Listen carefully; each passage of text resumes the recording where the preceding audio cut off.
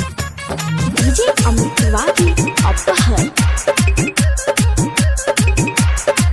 जाके दूसरे गोलियाओ राजा जिला बहिराइच से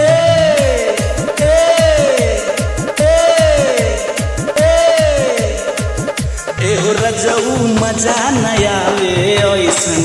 पातरे रजाई में के राजा सुना ना एहो रजऊ मजा नयावे ऐसन पातरे रजाई में सुनमा कि ना एगो दूसर जाके लियाओ एगो दूसर जाके लियाओ राजा जिला बहिराइच से रजऊ एकर जऊ एहो रजऊ मजा नयावे ऐसन पातरे रजाई में जाके दूसर एगो लियाओ राजा जिला बहिराइच से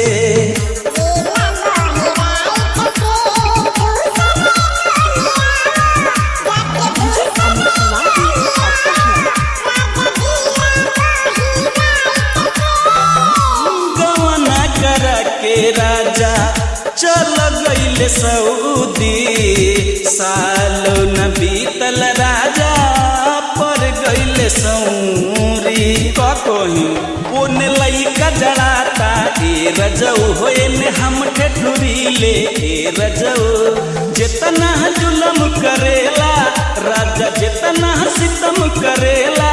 जाके कहब अपना माई से रजऊ एकर जऊ एहो रजऊ मजा नयावे ऐसन पातरे रजाई में जाके दूसर एगो लियाओ राजा जिला बहिराइच से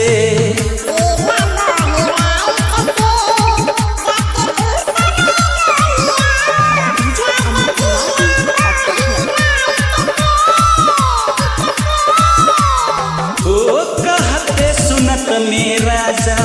बीत जाई ठंडी देखा न राजा कितना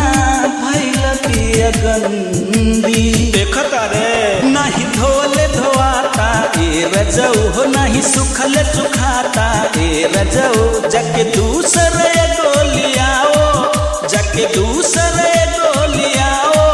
राजा जिला बहिराइच से रजऊ एकर जऊ एहो रजऊ मजा नयावे ऐसन पातरे रजाई में जाके दूसर एगो लियाओ राजा जिला बहिराइच से